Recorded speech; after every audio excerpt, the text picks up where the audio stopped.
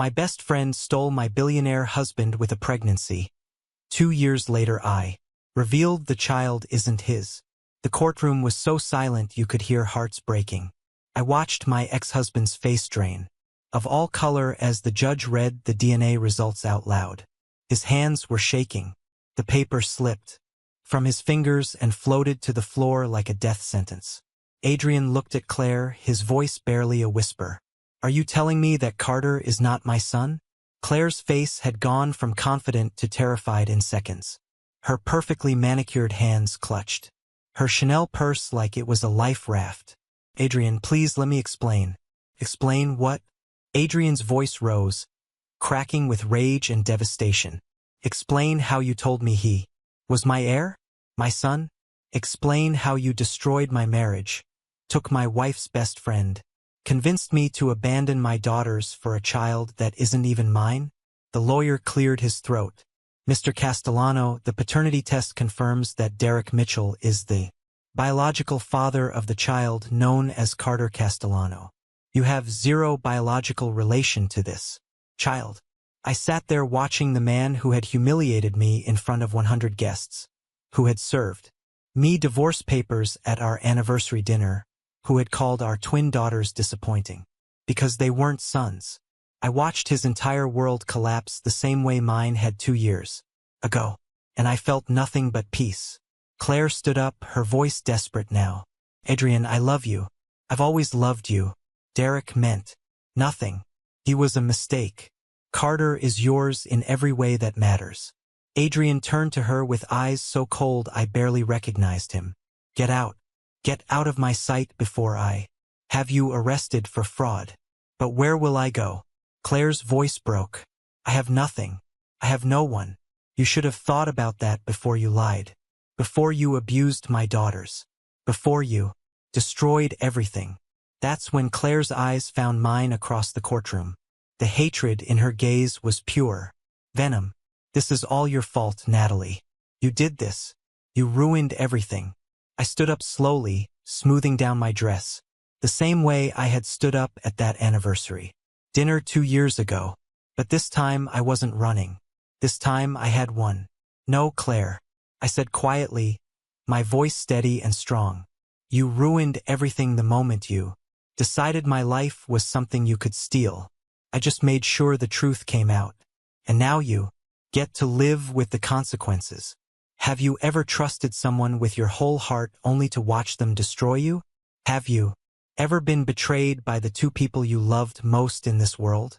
Have you ever hit rock bottom, so hard you didn't think you'd survive, only to rise up stronger than you ever imagined possible? This is my story. The story of how my billionaire husband and my childhood best friend shattered my entire life in one night. How they took everything from me. My marriage, my home, my children, my dignity. How I was left with nothing but $50,000 and a studio apartment where gunshots rang out at night. But this is also the story of how I fought back.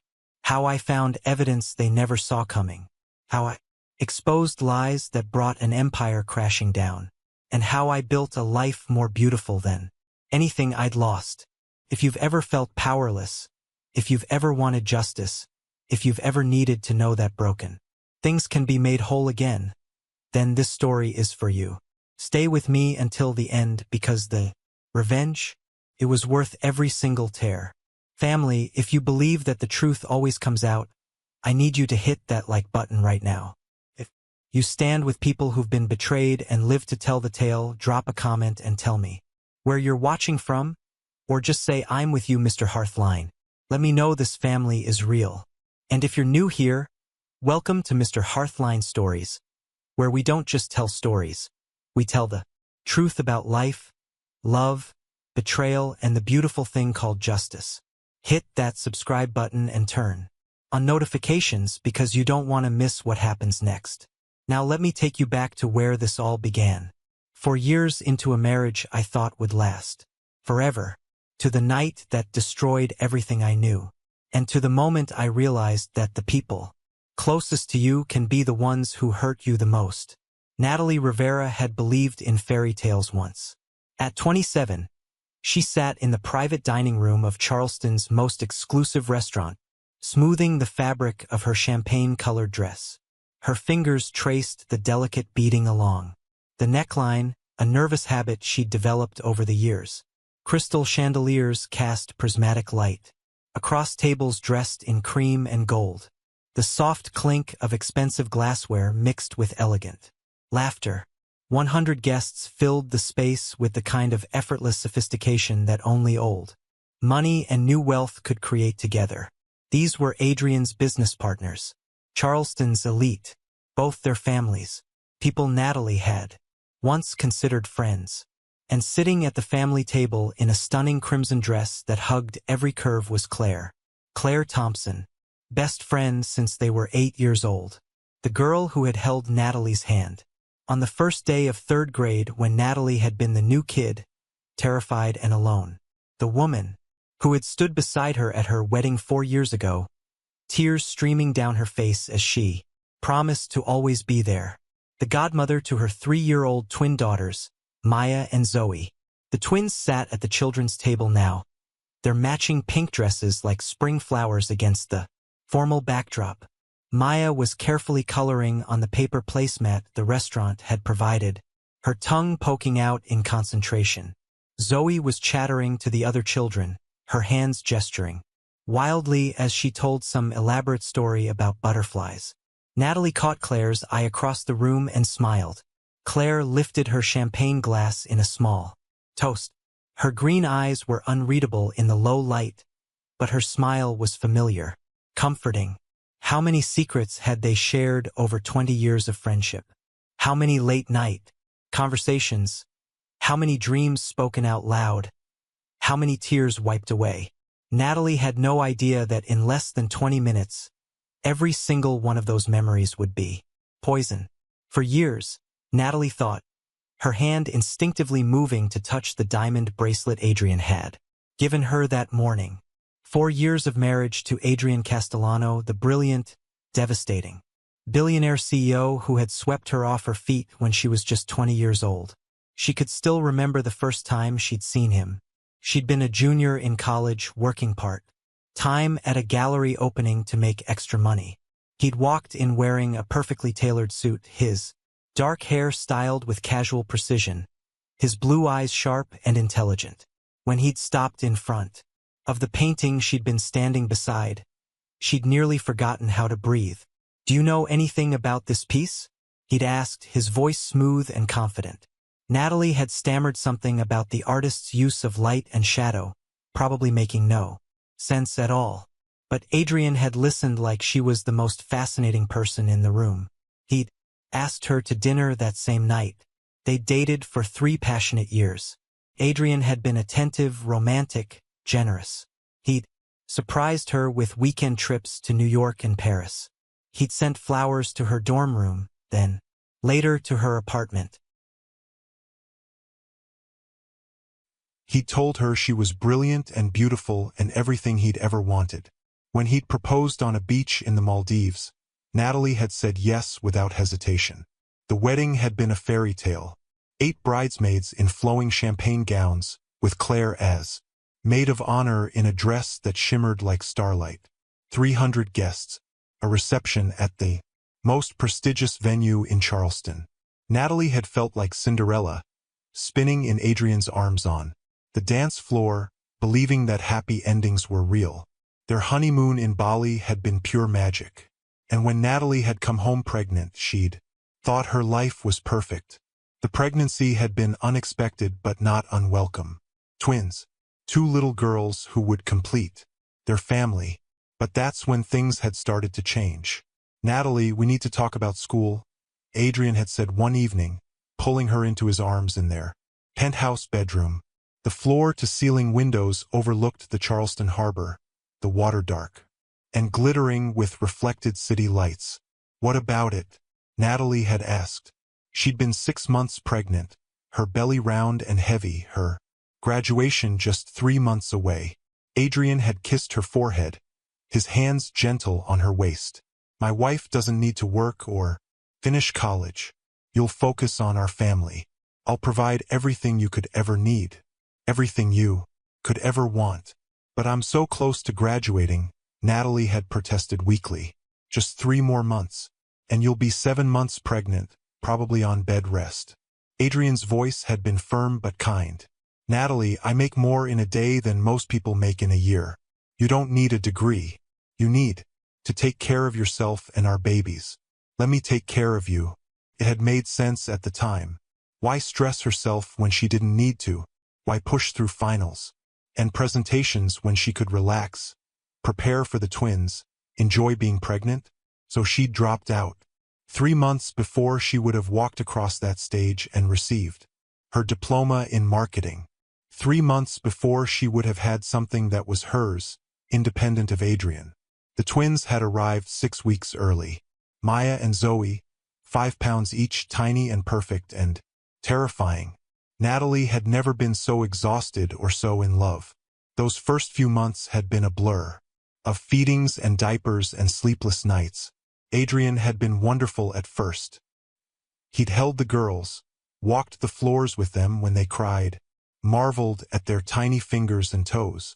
But somewhere around their first birthday something had shifted, like winter creeping in after a golden autumn, so gradual you didn't notice until you were freezing. Adrian had started working later, coming home after the twins were asleep, snapping at Natalie over small things. The house wasn't clean enough. Dinner wasn't ready on time. The twins were too loud.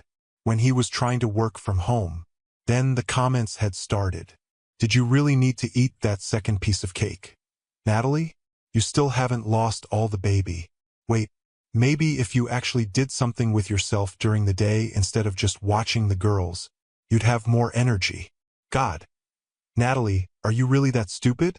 I explained this to you 3 times already. The words had landed like slaps, leaving bruises on her soul rather than her skin.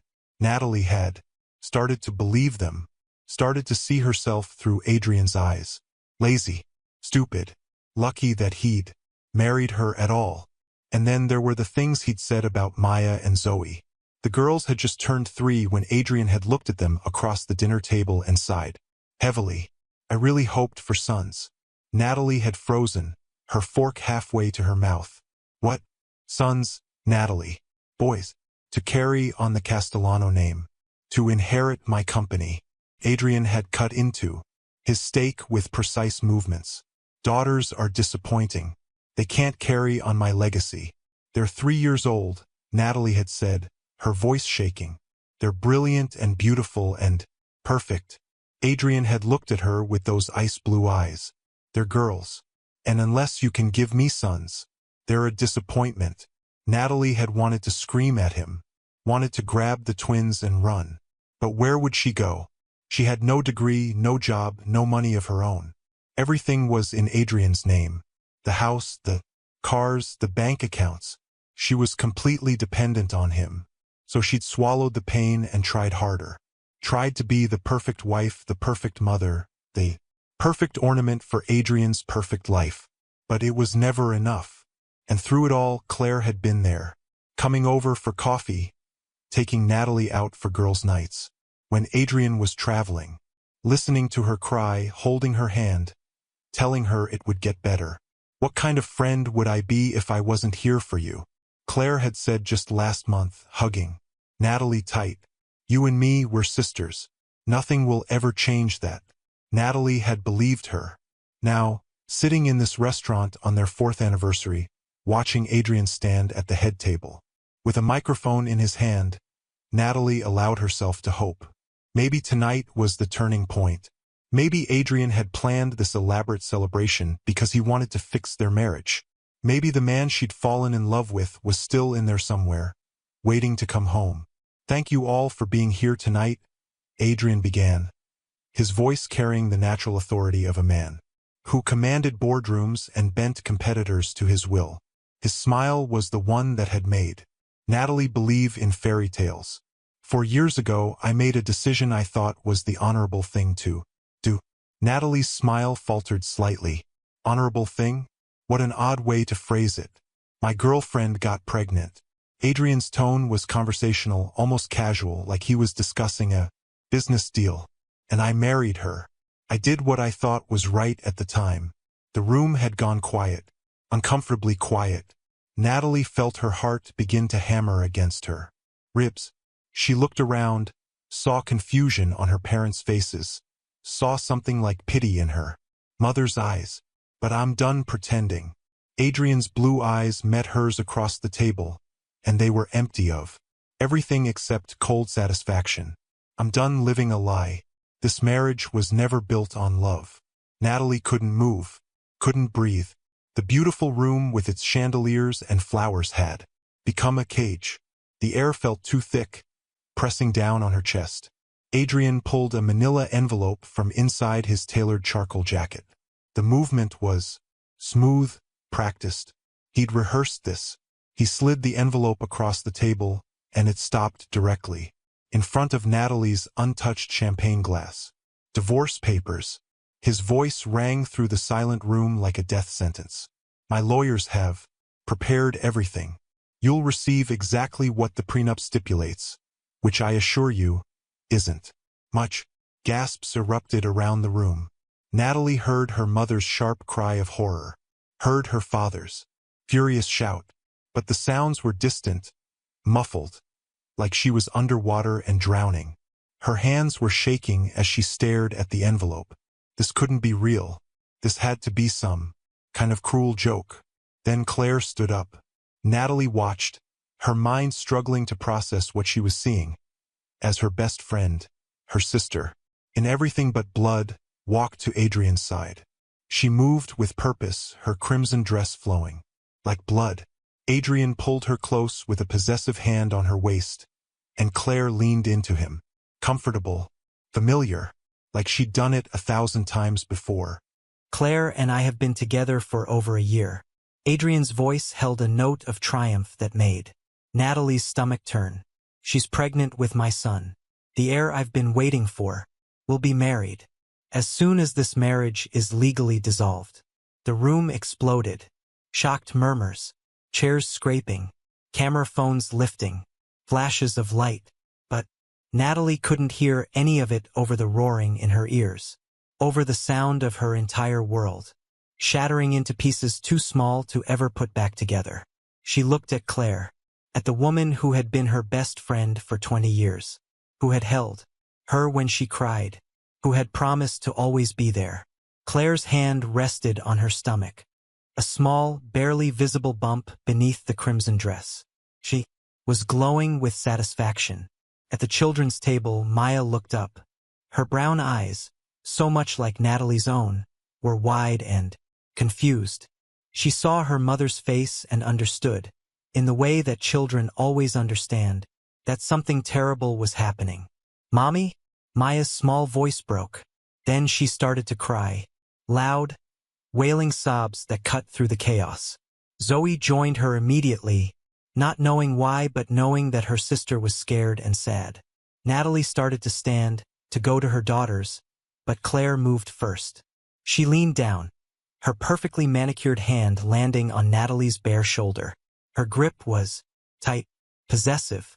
Her breath was warm against Natalie's ear as she whispered words meant only for her. "You never deserved him, Nat. You got lucky with a pregnancy, that's all. But luck runs out." Claire's voice was sweet poison. "I've been in love with Adrian since your wedding day. Did you know that?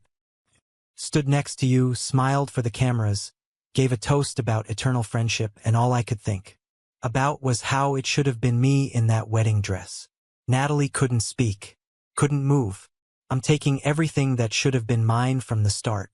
Claire's lips curved into a smile. Against Natalie's ear. "Your husband, your house, your money, your life, and those twins? I'm going to make sure they forget you ever existed. I'm going to be their mother now. The only mother they'll remember." She straightened up, smoothing her dress, and walked back to Adrian's side. Adrian wasn't done. He addressed the room like he was presenting quarterly earnings to shareholders. "I'm also filing for full custody of Maya and Zoe. Natalie has no income, no degree, no means to support the children. They need stability. They'll remain with me, with us, He gestured to Claire and she smiled. The smile of a woman who had won.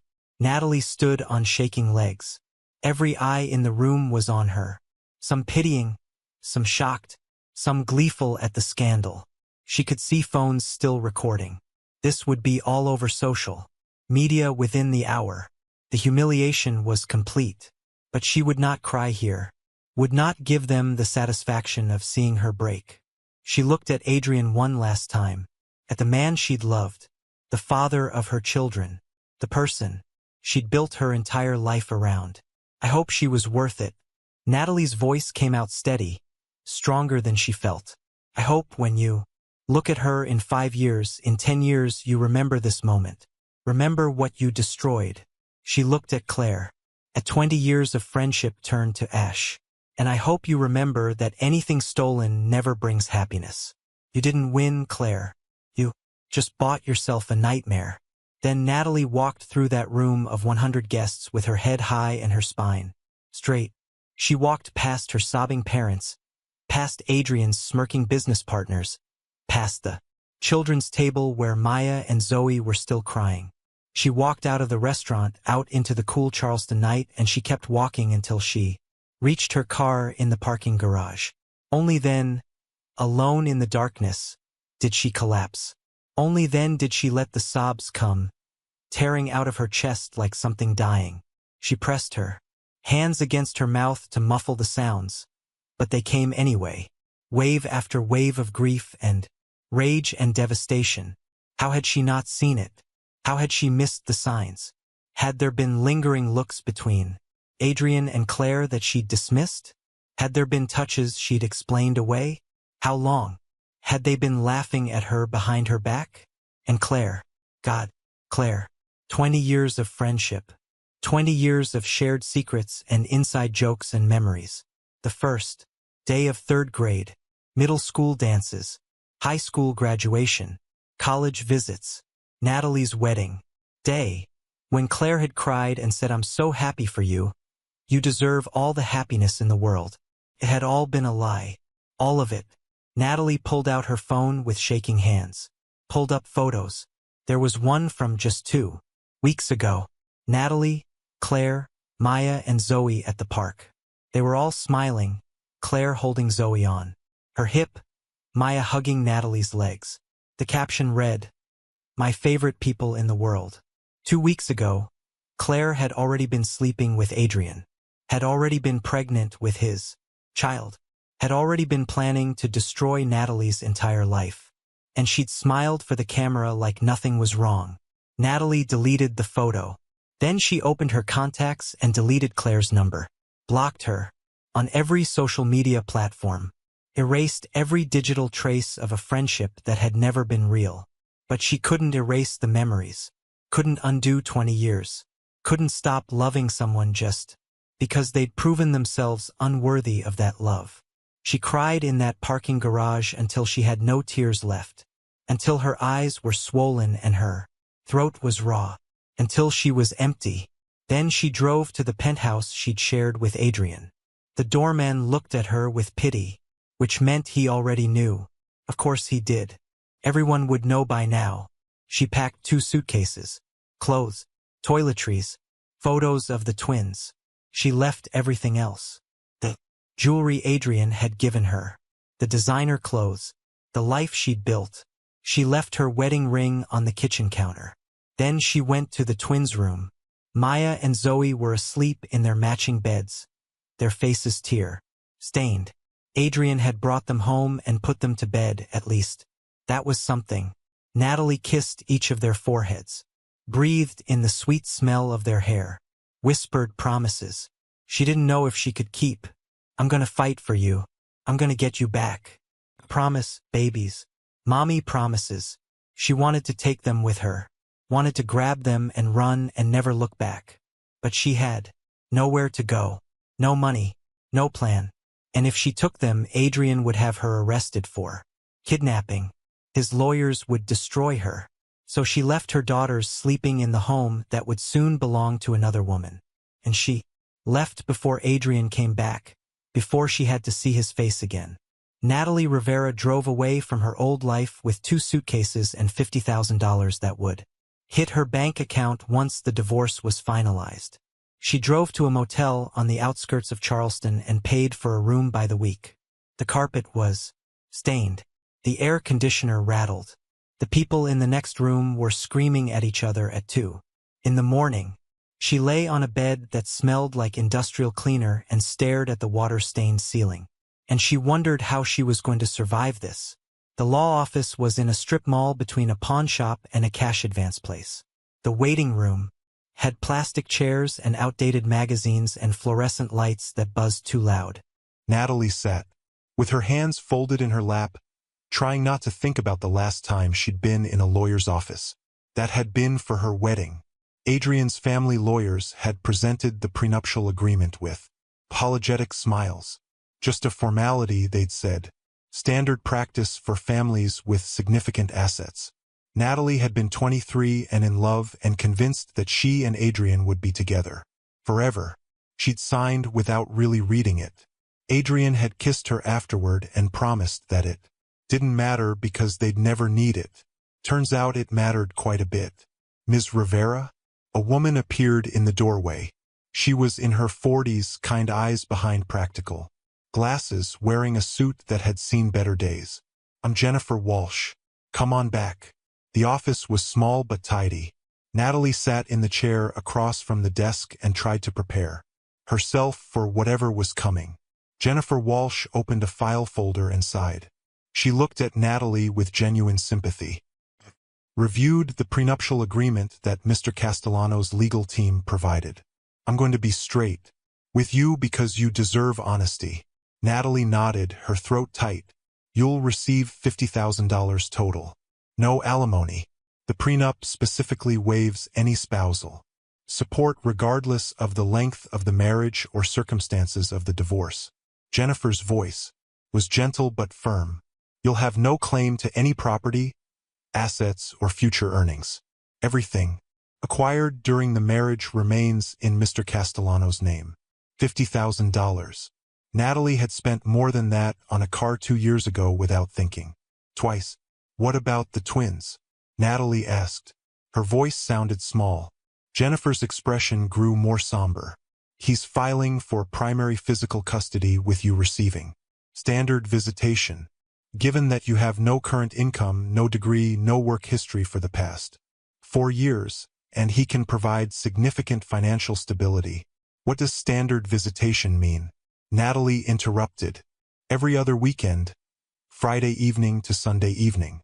1 supervised dinner per week."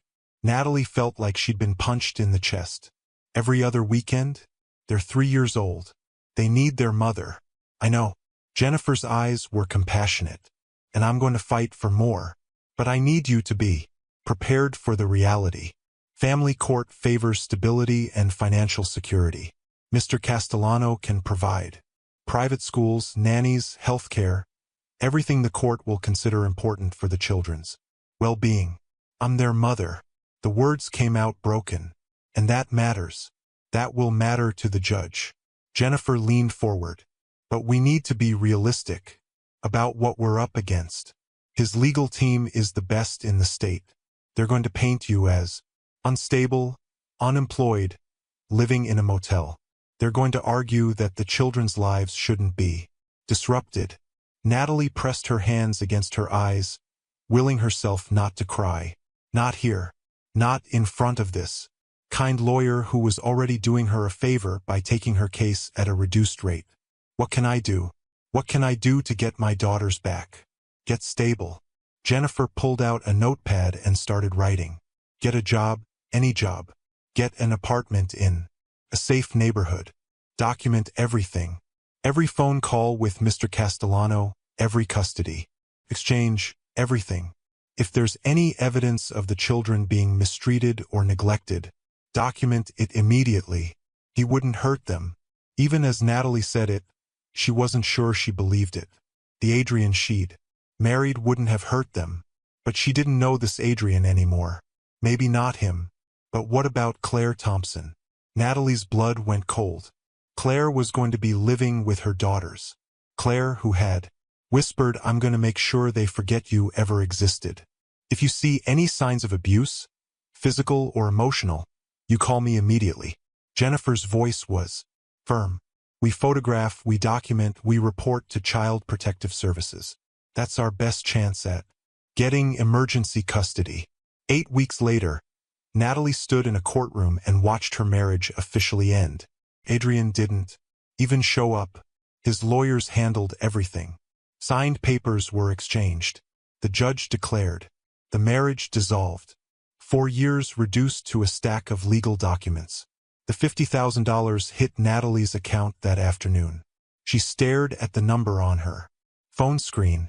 It had seemed like so much in the abstract. Now, looking at it as the sum total of her entire life with Adrian, it seemed pathetically small. 2 months after that, Natalie was working the lunch shift at a catering company when she saw the notification on her phone. Claire had posted on social media. The photo showed Claire in a hospital bed, glowing and exhausted, holding a tiny baby wrapped in a blue blanket. Adrian sat beside her, his arm around her shoulders, his expression pure pride and joy. Welcome to the world, Carter James Castellano. Our beautiful son. Our perfect family is complete. In the background of the photo, barely visible, were Maya and Zoe, standing awkwardly in their matching dresses, looking small and uncertain. Natalie's coworker found her in the bathroom 10 minutes later, sobbing so hard she couldn't breathe.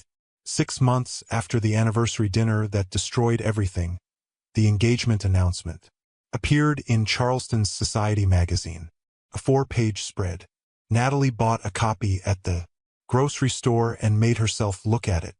Adrian and Claire photographed in front of the harbor, looking windswept and in love. Claire's engagement ring was massive, easily twice the size of the one Natalie had worn. After a whirlwind romance, Claire Thompson and Adrian Castellano are thrilled to announce their engagement. The couple, who share a beautiful son, Carter, plan to wed this summer in an intimate ceremony. Adrian's daughters from his previous marriage will serve as flower girls. There were more photos. Adrian, Claire, and baby Carter in the penthouse living room. Claire, holding Carter while Maya and Zoe sat on the floor playing with blocks, looking like accessories, rather than children. The happy family at the park, Adrian pushing Carter in a stroller while Claire walked beside him, the twins trailing behind. Every photo was a knife in Natalie's chest. This was her life. This should have been her family. Except it never really had been, had it? She'd just been a placeholder until Claire decided to take what she wanted. Natalie's studio apartment was in a neighborhood where she triple-checked the locks every night. Gunshots punctuated the darkness sometimes, sharp cracks that made her flinch. Police sirens were a regular lullaby. The building smelled like mildew and old cooking grease. Her apartment was on the 3rd floor, 400 square feet. The carpet was brown and stained, with things she didn't want to think about. The ceiling leaked when it rained, and she had to put out buckets to catch the water. The refrigerator hummed so loudly she couldn't sleep until she got used to it. The hot water lasted about 5 minutes before running cold. But it was hers. She'd paid first month, last month, and security deposit with her dwindling savings. She'd furnished it with second-hand items from thrift stores, a futon that served as both couch and bed, a small table with 2 chairs, a lamp that flickered but worked. She worked double shifts at the upscale catering company, serving hors d'oeuvres and champagne to people who had once been her peers. People who sometimes recognized her and quickly looked away, embarrassed for her or by her. Natalie could never tell which. She wore a black server uniform and stood invisibly in corners of beautiful rooms. She cleared plates and refilled drinks and listened to conversations about vacation homes and investment portfolios and private schools. The work was exhausting. Her feet ached. Her back hurt. She came home smelling like other people's expensive food, but it paid hourly plus tips, and she needed every dollar. The $50,000 was disappearing faster than she'd anticipated.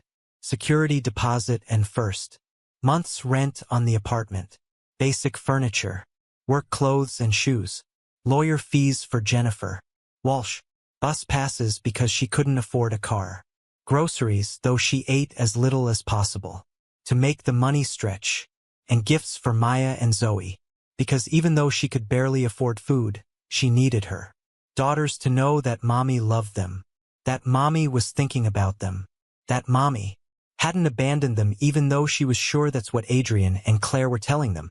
Some nights, Natalie ate one meal a day so she could afford to buy the twins the stuffed animals they'd asked for, so she could show up to custody exchanges with small presents that said "I love you" when she couldn't say much else. The custody arrangement was torture. Every other Friday at 6 in the evening, Adrian would pull up to the designated meeting spot in his Mercedes SUV. Natalie would bring Maya and Zoe, who would climb into the back seat with their little backpacks. They'd press their faces against the window as Adrian drove away, their small hands waving goodbye, and every other Sunday at 6 in the evening, he'd bring them back. They climbed out of the car, quieter than they'd been when they left, more withdrawn, like something in them was slowly dimming. Natalie had 48 hours with her daughters every 2 weeks. 48 hours to cram in 2 weeks worth of love and attention and normalcy. 48 hours to convince them that they were safe and loved and that mommy would never stop fighting for them. And then they were gone again, back to the penthouse, back to Adrian and Claire and baby Carter, back to a life Natalie was no longer part of. The worst part was watching them change. Maya had always been shy, but she was becoming almost silent. She barely spoke during their weekends together, just clung to Natalie like she was afraid to let go. When Natalie asked her about school or friends or what she did at Daddy's house, Maya would just shake her head and burrow closer. Zoe, who had been bright and bubbly and full of endless questions, was losing her spark. She still talked, but there was a sadness in her eyes that no 4-year-old should have. She asked questions that broke Natalie's heart. Mommy, why don't we live together anymore? Mommy, does Daddy not like us? Mommy, Claire says you left because you didn't want us. Is that true? And Natalie would hold her daughter and try to explain in words a 4-year-old could understand. That none of this was her fault. That mommy loved her more than anything in the world. That mommy didn't leave them. Daddy made mommy go away, but mommy was fighting to come back.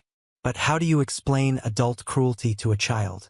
How do you make them understand that sometimes the people who are supposed to love you the most are the ones who hurt you deepest? Then there were the bruises.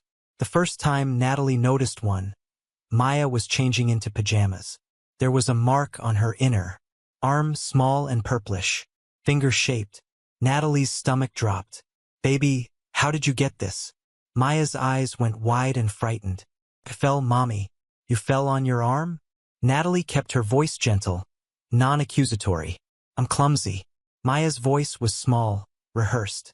I fall a lot, but 3-year-olds didn't lie well. And Natalie knew fear when she saw it. She photographed the bruise with her phone, her hands shaking. Then she called Jennifer Walsh. Document everything, Jennifer reminded her. Photograph every bruise, every mark. Make notes about their behavior, anything they say. We need evidence. Natalie reported it. She called Child Protective Services. A bored-sounding woman took her statement. Someone would look into it, she was told.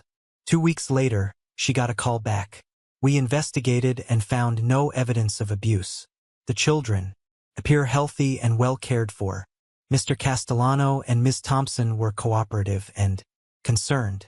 The bruise in question is consistent with normal childhood play. But it wasn't normal childhood play. Natalie knew it. Maya knew it. But without proof, without Maya being willing or able to say what really happened, there was nothing Natalie could do. The bruises continued. Small ones, always in places that would be covered by clothing. Maya's upper arms, Zoe's sides, the soft skin of their inner thighs. How did you get this, baby?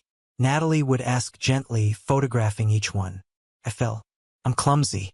I ran into something. The answers were always the same, and the fear in their eyes was always there, warning Natalie not to push. Someone was hurting her daughters. Someone was teaching them to lie about it. And Natalie was powerless to stop it. She reported every bruise, called CPS every time. But the response was always the same. Without evidence of intentional harm, there's nothing we can do. Children get bruises playing. The Castellano household is being monitored. Everything appears normal. Adrian's legal team was too good. They had responses for everything. Character witnesses who testified that Adrian and Claire were wonderful parents. Doctors who examined the twins and found nothing concerning. A home that was clean and safe and filled with every advantage money could buy. Against that, what did Natalie have? Photographs of bruises that could be explained away. The word of a bitter ex-wife with no resources. Suspicions she couldn't prove. The system that was supposed to protect children was failing hers. And there was nothing she could do except document and wait and hope that someday, somehow, she'd find proof that would make someone listen. Some nights, Natalie stood on her apartment's tiny balcony and looked out over the broken neighborhood. Looked at the liquor store on the corner with its barred windows. Looked at the street, where drug deals happened in broad daylight. Looked at the broken streetlights and graffitied walls. She was 27 years old. She'd once had a penthouse overlooking the harbor. Designer, clothes, a car that cost more than most people made in a year. A life that looked perfect from the outside. Now she had 400 square feet and a job serving food to people who looked through her like she was invisible. She had 48 hours every 2 weeks with her daughters. She had no degree, no prospects, no future that looked like anything except more of this. Some nights, standing on that balcony, Natalie understood for the first time in her life why people chose to give up. Why they looked at the ledge and thought maybe falling would hurt less than this. Why they decided that the fight wasn't worth fighting anymore. But then she'd think about Maya's face. About Zoe's laugh, even though it came less frequently now. About 2 little girls who needed their mother, who needed someone to fight for them even when the fight seemed impossible. And Natalie would step back from the edge. Would go back inside her tiny apartment. Would set her alarm for another double shift. Would fall asleep on her futon and dream about a day when things would be different. She didn't know how that day would come. Didn't know what miracle would have to happen to change her circumstances. But she kept breathing, kept working, kept fighting. Because that's what mothers do. Even when they're broken. Even when they're drowning. Even when the whole world has turned against them, they survive. Because their children need them to. And Natalie Rivera had made her daughters a promise. She would fight for them. She would get them back. She would protect them. She just had to figure out how. 8 months after the divorce, Natalie was working a charity gala for a children's hospital. The event was at the Grand Harbor Hotel. 300 guests in evening wear, champagne flowing like water, the kind of extravagance that was supposed to raise money for kids who couldn't afford healthcare. Natalie circulated with a tray of hors d'oeuvres balanced on one hand. Crab cakes, prosciutto, wrapped asparagus, little puff pastry things filled with cheese. Each one probably cost more to make than she'd earn in an hour. Her feet were screaming. The required heels were cheap and didn't fit properly, but they were black, and they met the uniform standards. Her smile was professional and empty. After 8 months of this work, she'd mastered the art of being invisible while standing in plain sight. It had been a custody weekend. That morning, when it was time for the twins to go back to Adrian, everything had gone wrong. Maya had wrapped her small arms around Natalie's neck and screamed. Actually screamed, loud, and desperate and heartbreaking. "I want to stay with you, Mommy. Don't make me go back. Please, please don't make me go." Natalie had tried to soothe her, tried to calm her down, but Maya was inconsolable. Zoe had joined in, both girls crying and clinging to Natalie like she was the only safe thing in their world. Adrian had shown up at the meeting spot and physically pried Maya's hands from around Natalie's neck. His grip had been rough, impatient. Maya had screamed louder. "You're being pathetic," Adrian had hissed at Natalie. making them hysterical like this. You're traumatizing them. I'm not doing anything, Natalie had said, tears streaming down her own face. They don't want to go. Can't you see that? Because you're putting ideas in their heads. Adrian had buckled both sobbing girls into the back seat. You're making this harder than it needs to be. He'd driven off with Maya and Zoe's faces pressed against the rear window, their mouths open in. Wails Natalie could see but no longer hear. She'd driven back to her apartment and sobbed until she threw up. Then she'd pulled herself together, put on her uniform, and gone to work. Because bills didn't care about broken hearts. Now, hours later, she was functioning on autopilot. Smile. Offer the tray. Nod politely. Move to the next group. Repeat. She was standing at one of the stations, refilling her tray, when a man approached. He was in his early 30s, tall and lean with an understated elegance. His suit was perfectly tailored but not flashy. He had kind eyes and a genuine smile, the kind that actually reached his eyes instead of stopping at his mouth. Excuse me, he said politely. Would it be possible to get sparkling water instead of champagne? I'm not much of a drinker, but I feel awkward holding nothing. Of course. Natalie reached for the sparkling water with hands that trembled slightly. Exhaustion and suppressed emotion made her movements less steady than usual. He noticed. His expression shifted from pleasant to concerned. Are you all right? The question caught her off guard. Most guests didn't really see the servers, much less notice when something was wrong. The professional smile snapped into place. Long day. I'm fine, thank you. He accepted the water but didn't move away. His eyes held genuine kindness, not pity, just authentic human concern. I hope the rest of your evening gets easier. Something about his sincerity made Natalie's eyes threaten to well up. She blinked hard, forcing it back. That's very kind. Thank you. He nodded and walked away, and Natalie went back to work. But something about that brief interaction stayed with her. The genuine kindness in a stranger's eyes. The reminder that good people still existed in the world. The gala ended close to 11.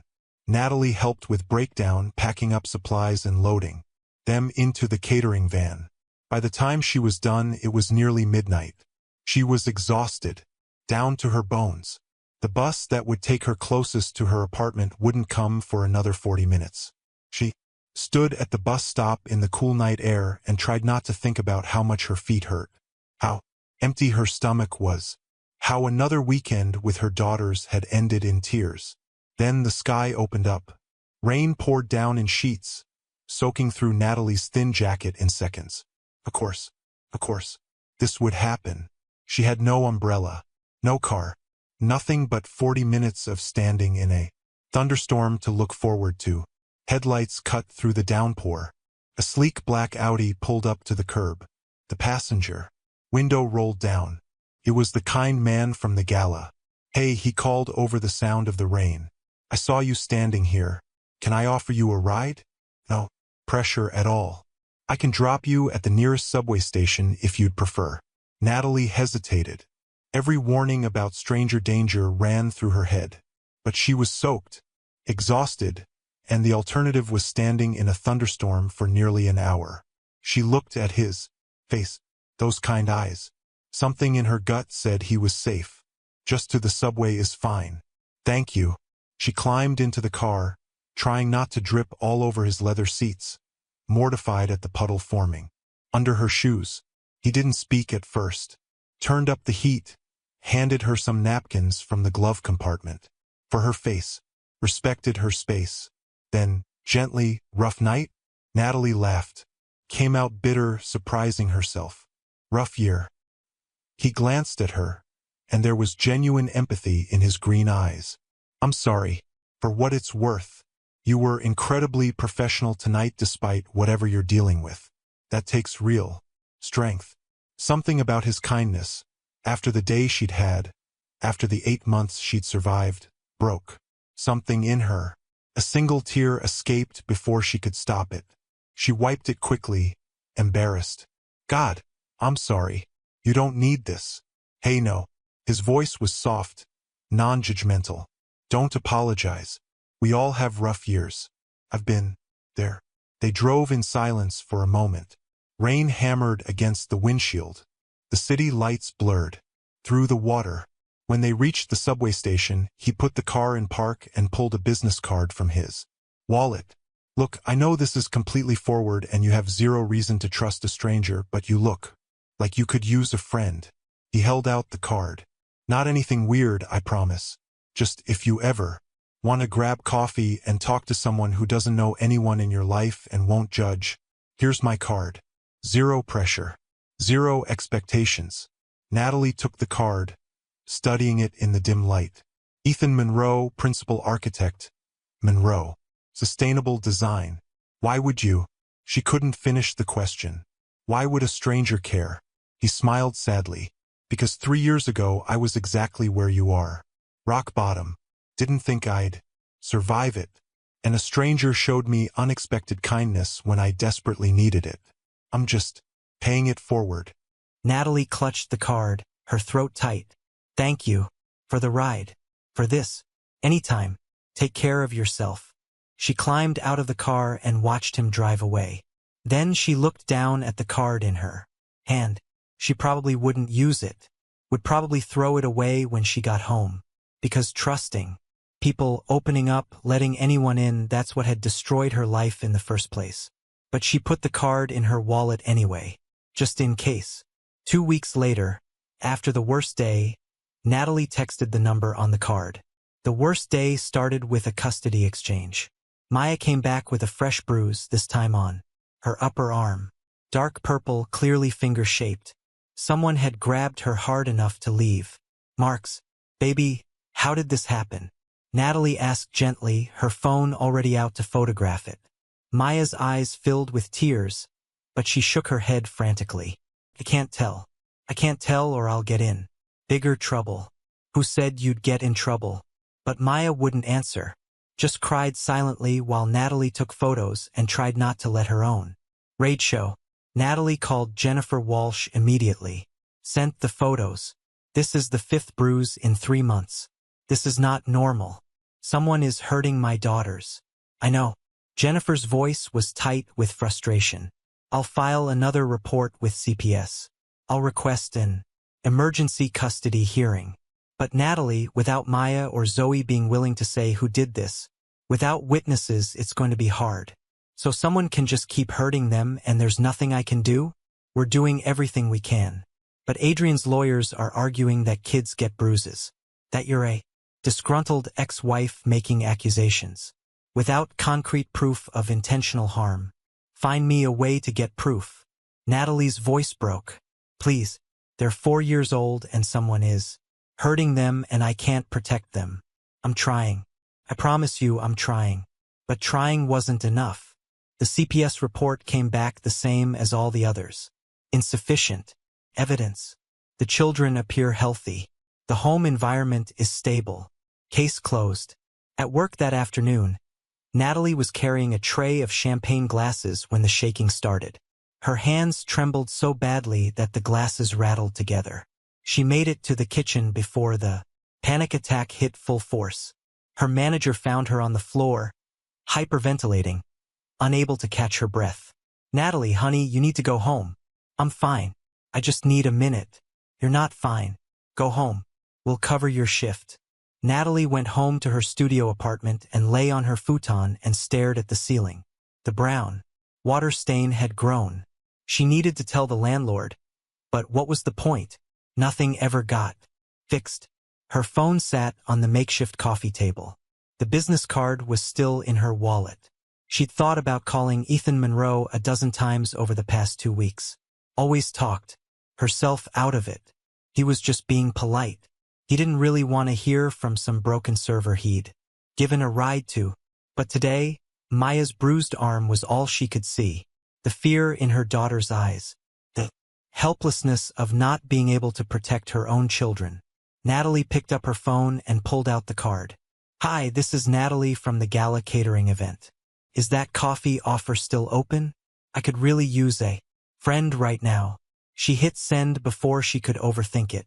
Probably wouldn't hear back. Probably he'd forgotten who she even was. Her phone buzzed within 2 minutes. Absolutely. Tomorrow at 2 p.m.? There's a quiet cafe near Riverside Park. Low-key, good coffee, corner booths where you can talk privately. I'll text you the address. Natalie stared at the message. When was the last time someone had shown up for her? When was the last time anyone had cared enough to actually follow through? She couldn't remember. That sounds perfect. Thank you. She showed up at the cafe the next day terrified and hopeful in equal measure. It was exactly as Ethan had described. Quiet, warm, with corner booths that offered privacy and comfort. Not pretentious. Not the kind of place where she'd feel judged for her thrift store clothes. Ethan was already there, sitting in a corner booth with 2 menus. He stood when he saw her, smiled that genuine smile. Natalie, I'm glad you came. Thank you for meeting me.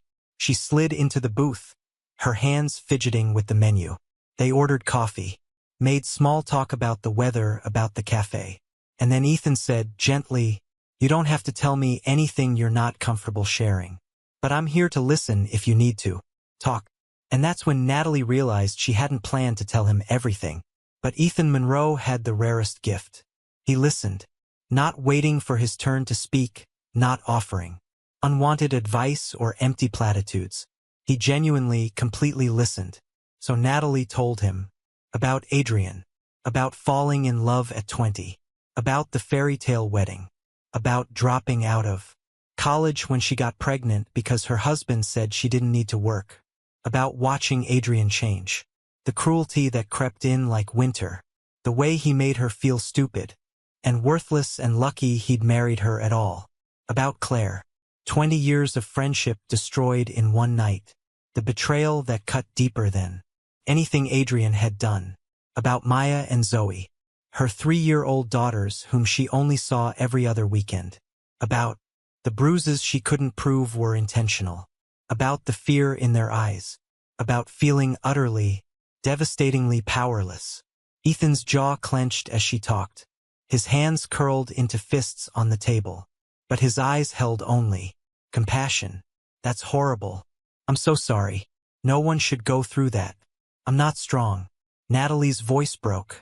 Everyone keeps telling me I'm strong, but I'm not. I'm barely surviving. I can't protect my own children. You're working multiple jobs, living in impossible circumstances, and still fighting for your daughters. Ethan leaned forward. That's the definition of strong. You're doing the impossible with nothing.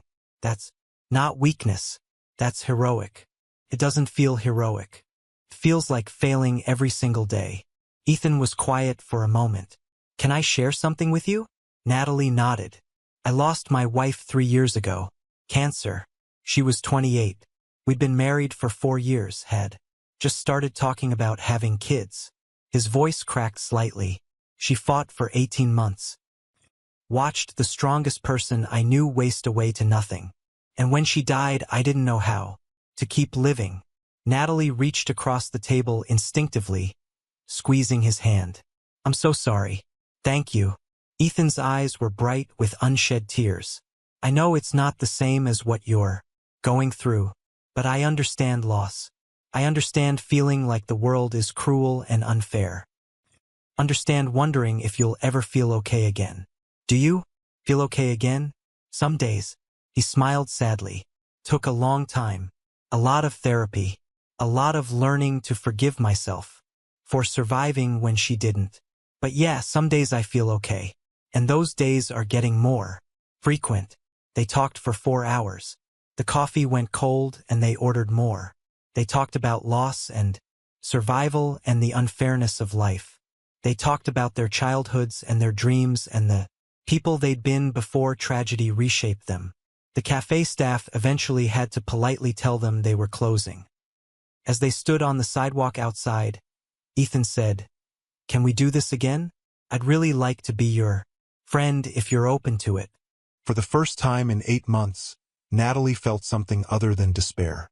A tiny spark of hope, small and fragile but real. I'd like that. I'd really like that. They exchanged numbers. made plans to meet for coffee again in 3 days. And when Natalie rode the bus home to her studio apartment, she felt lighter somehow. Like maybe, just maybe, she wasn't completely alone in this. The friendship grew slowly, carefully, like something precious that required gentle handling. Natalie and Ethan met for coffee twice that first week, then 3 times the next week. Then it became almost daily, sometimes at the cafe near Riverside Park, sometimes at a diner halfway between their neighborhoods, once at a bookstore with a coffee shop inside, where they browsed shelves and talked about their favorite authors. Ethan never pushed for anything romantic, never made Natalie feel less than because of her circumstances, never looked at her with pity, only with respect. He asked about the twins every single time they talked. How's Maya doing with her shyness? Is she opening up at all? Natalie would shake her head. She's getting quieter, actually, more withdrawn. It scares me. And Zoe? Is she still obsessed with butterflies? Yes. Natalie smiled despite everything. She talks about them constantly, wants to know everything, about their life cycles, their migration patterns. She's 4 years old and using words like metamorphosis. She's brilliant, just like her mother. Those small acknowledgments meant everything. That Ethan saw her daughters as individuals, remembered their quirks and interests, cared about their well-being. One afternoon, about 6 weeks into their friendship, Natalie mentioned offhandedly that her work shoes had holes in the soles, that she was saving up for new ones but hadn't quite gotten there yet. The next week, Ethan showed up to coffee with a gift card to a shoe store. What's this? Natalie asked. My company did this raffle thing and I won a bunch of gift cards I don't need. Ethan's voice was casual. Please use this. Those shoes are killing your feet. Natalie knew there was no raffle, but his thoughtfulness in preserving her dignity, in giving her away, to accept help without feeling like charity, made her throat tight with emotion. Thank you. She meant it for more than just the gift card. For months into their friendship, Ethan learned that Natalie had been 3 months away from graduating college when she dropped out. They were walking through Riverside Park, fall leaves crunching under their feet. Natalie had just finished an evening shift and Ethan had met her at the bus stop with coffee. What were you studying? He asked. Marketing. Natalie kicked at a pile of leaves. I was actually pretty good at it. Had a few professors tell me I had real talent. Why don't you finish? She laughed bitterly. With what time? What money? I work 60 hours a week just to afford rent and food. What about online classes? I looked into it. Can't afford the tuition. Ethan was quiet for a moment. Then what if I helped? No. Natalie stopped walking. Ethan, you've already done so much. I'm not offering charity. I'm offering an investment. He turned to face her, his green eyes serious. You're brilliant, Natalie. You have talent and drive, and you deserve the chance to finish what you started. Consider it a loan if it makes you feel better. You can pay me back when you're a CEO. Natalie's eyes filled with tears. Why are you doing this? Why do you care? Because you deserve someone in your corner. And because I can help, so why wouldn't I? That weekend, Ethan helped Natalie enroll in online marketing classes. 3 courses to start, manageable around her work schedule. He paid the tuition up front and wouldn't hear any arguments.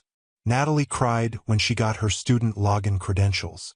She hadn't realized how much she'd mourned the loss of her education until she had the chance to reclaim it. The classes were hard. Balancing them with work and custody weekends was exhausting. But Natalie threw herself into the work with desperate determination. This was hers. Something Adrian hadn't given her, something Claire couldn't take away. And she was good at it. Really good. Her professors praised her insights, her creativity, her work ethic. For the first time in years, Natalie felt like she was more than just someone's ex-wife, more than just a struggling server. She was a student, a woman with a future, person with value. 6 months into their friendship, during one of their regular coffee meetings, Ethan set down his cup and looked at Natalie with something like nervousness. Can I ask you something? Of course. Would you be comfortable with me meeting Maya and Zoe? He rushed to add, only if you're ready. No pressure at all. I hear so much about them and I'd really like to meet these incredible girls. Natalie's first instinct was to protect her daughters, to keep them separate from this new part of her life. They'd been through so much already. But then she thought about Ethan, about how consistently he'd shown up for her, how he'd never once let her down or made her regret trusting him. I'd like that. Her voice was soft. I think they'd really like you. The following weekend was a custody weekend. Natalie cleaned her tiny apartment until it was as presentable as possible, picked up the toys scattered across the floor, made sure there was juice and snacks. Ethan arrived at 2 in the afternoon with a bag from the art supply store. I heard you two like to draw, he said when Natalie opened the door. I thought we could do some art projects. Maya and Zoe stood behind Natalie, peeking out shyly. They weren't used to visitors, weren't used to men who weren't their father. Girls, this is my friend Ethan. Natalie knelt down to their level. He's very nice and he brought presents. Zoe stepped forward first, always the braver of the two. What kind of presents? Ethan knelt down too, putting himself at their height. Sketch pads and colored pencils. I'm an architect, which means I draw buildings for my job. I thought maybe you could help me design some imaginary buildings? What's imaginary? Zoe asked. It means make-believe, like in your imagination. We could draw castles or treehouses or rocket ships, whatever you want. Can we draw a castle for butterfly princesses? Zoe's eyes lit up. Absolutely. That sounds like the best kind of castle. Maya stayed behind Natalie, watching Ethan with wide, cautious eyes. She'd learned not to trust easily. Ethan didn't push, just opened the art supplies and started sketching on one of the pads. What do you think, Maya? Should the butterfly princess castle have tall towers or short ones? Maya whispered something Natalie couldn't hear. Ethan leaned closer. What was that? Tall towers, so the butterflies can see far away. That's a great idea. Will you help me draw them? Slowly, carefully, Maya came closer, sat down next to Ethan, took a colored pencil he offered. For the next 3 hours, Ethan sat on Natalie's threadbare carpet and drew with her daughters. He was patient, encouraging, genuinely interested in their ideas. He never talked down to them, never dismissed their suggestions. They designed butterfly castles and dragon towers and underwater palaces. Ethan turned their crayon scribbles into architectural sketches, showing them how to add details and dimension. Maya, who was painfully shy around new people, whispered to Natalie after about 30 minutes. Like Mr. Ethan, Mommy. He has kind eyes. Not like Daddy's eyes. Those words hit Natalie in the chest. Maya had noticed the difference between someone who saw children as obligations and someone who genuinely valued them. Later, Zoe asked, "Can Mr. Ethan come to the park with us?" The park was their weekend ritual. A small playground a few blocks away, the equipment old but functional. Natalie took the girls there every custody weekend, pushing them on swings, helping them across monkey bars. If he wants to. Natalie looked at Ethan. You don't have to. I'd love to. At the park, Ethan pushed Maya and Zoe on the swings, making them shriek with laughter when he pushed them high. He helped them across the monkey bars, his hands steady and safe underneath them. He sat in the grass and continued their imaginary architecture, drawing butterfly gardens and rainbow bridges. He was patient, gentle, never once checking his phone or acting bored. He treated a Saturday afternoon with 2 4-year-olds like it was exactly where he wanted to be. Natalie watched this man who had no obligation to her or her children treat them with such pure tenderness. Watched him laugh at Zoe's jokes and listen carefully to Maya's whispered observations. Watched him be the kind of father figure her daughters had never had. Something cracked open in her chest. Something she'd thought was dead forever. As they were walking back to the apartment, Zoe reached up and took Ethan's hand like it was the most natural thing in the world. You're nice, she announced. Can you come back next time? If your mom says it's okay. I'd really like that. Maya took Natalie's hand and looked up at her. He can come back, right, Mommy? Yes, baby. He can come back. That night, after Ethan left and the girls were asleep on Natalie's mattress, she sat on her futon and let herself feel something she hadn't allowed in a long time. Hope, not just for justice or survival, but for happiness. For the possibility that maybe someday life could be good again. 9 months into their friendship, Natalie's apartment ceiling finally gave up entirely. It had been leaking for months, but the landlord never fixed anything despite her repeated requests. Then one night during a thunderstorm, a section of the ceiling collapsed. Water poured in, soaking the carpet, ruining what little furniture she had. Natalie called the landlord in a panic. His response was to tell her she'd have to wait until Monday for repairs. It was Friday night. She didn't know what to do. Couldn't afford a hotel. The shelter was full. She'd already called. She sat in her ruined apartment with buckets trying to catch the water and wanted to scream. Then she called Ethan. Not because she expected him to fix it, just because she needed to hear a friendly voice. He showed up 30 minutes later with more buckets, towels, and a plan. All right, he said, surveying the damage. We can't fix the ceiling tonight, but we can minimize the damage and make this a game for the girls. A game? Maya and Zoe were watching from the corner, frightened by the water and chaos. Ethan walked over to them, knelt down. Have you ever heard of a rain bucket orchestra? Both girls shook their heads. Well, when it rains inside, we don't get upset. We make music. He positioned buckets under the worst leaks. Listen. Each bucket makes a different sound when the water hits it. Can you hear it? The girls listened. The different-sized buckets did make different sounds. Plink, plunk, splash.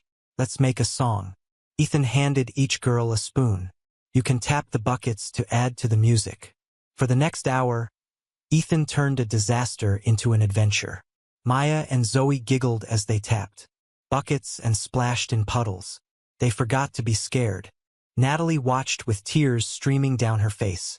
Not from sadness, but from gratitude. This man kept showing up, kept turning her worst moments into something bearable. Later, after the girls finally fell asleep exhausted on the mattress, Ethan and Natalie sat on the floor, surrounded by buckets. Thank you. Natalie's voice was thick. For everything.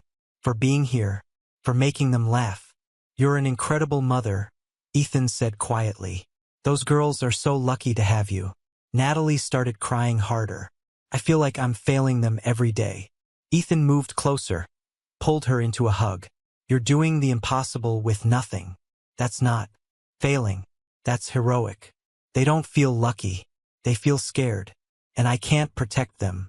You're fighting a war with no weapons against an enemy with unlimited resources.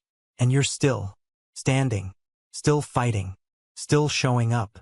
That's not weakness, Natalie. That's the strongest thing I've ever seen.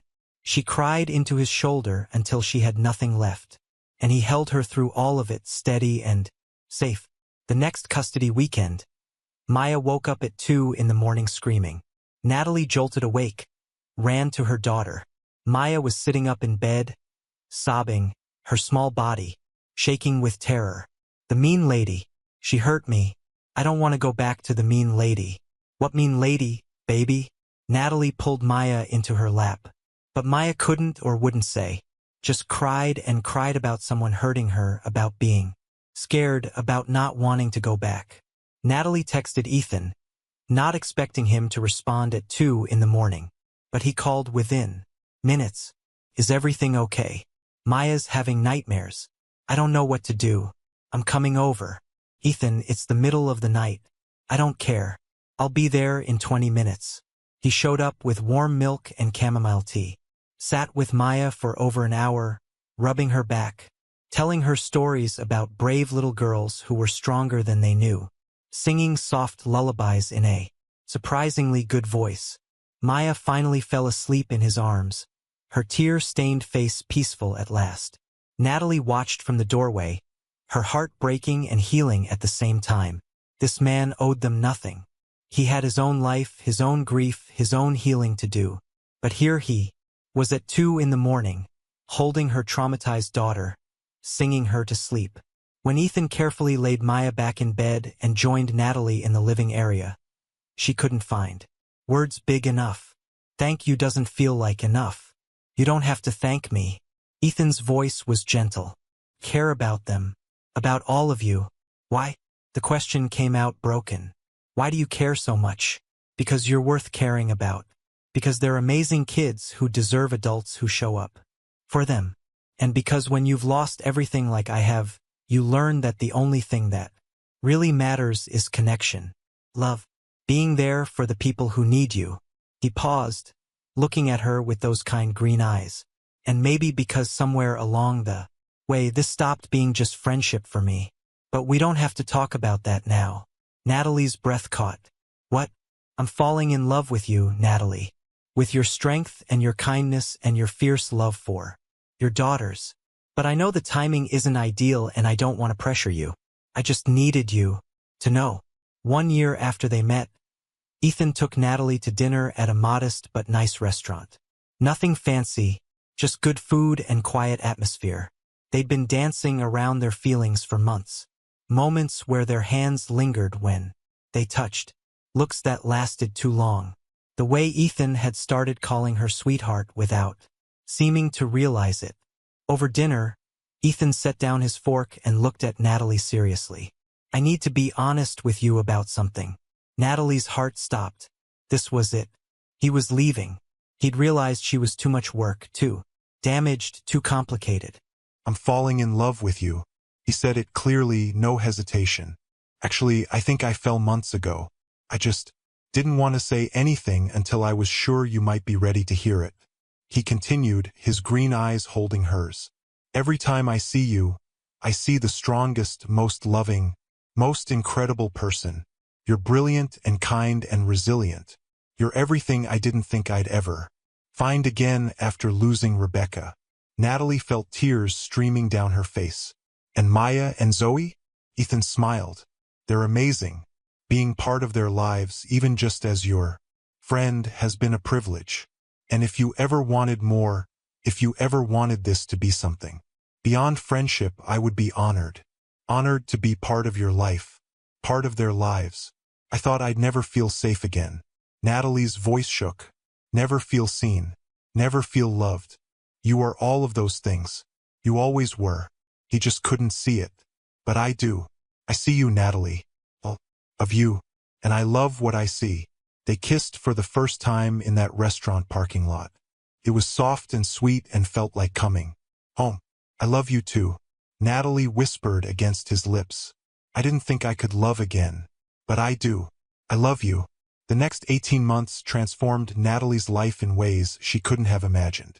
Ethan hired her at his architectural firm as a junior marketing coordinator. She was brilliant at it. Fresh ideas, incredible work ethic, natural talent that had been dormant for years.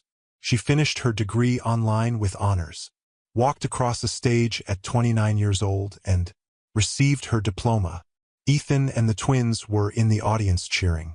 She was making real money for the first time in years. Not wealthy, but comfortable, stable. She moved to a better apartment. 2 bedrooms so Maya and Zoe could have their own room on custody weekends. Safe neighborhood. No gunshots. No leaking ceilings. An actual kitchen where she could cook real meals. The twins' room had matching beds with butterfly comforters.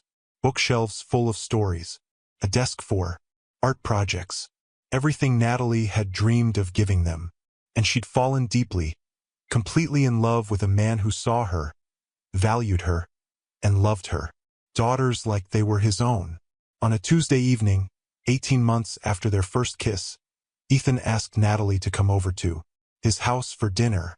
The twins were coming too, he said. He wanted to cook for all of them. Natalie arrived with Maya and Zoe, who ran immediately to hug Ethan. They called him Uncle Ethan. Now, though sometimes Maya slipped and called him Daddy before correcting herself. After dinner, after the dishes were cleared, Ethan looked nervous. Girls, can you come here for a second? Maya and Zoe ran over, curious. Ethan got down on one knee, not facing Natalie, but facing the twins. Maya, Zoe, I need to ask you something very important. Both girls' eyes went wide. I love your mommy very much, and I love both of you.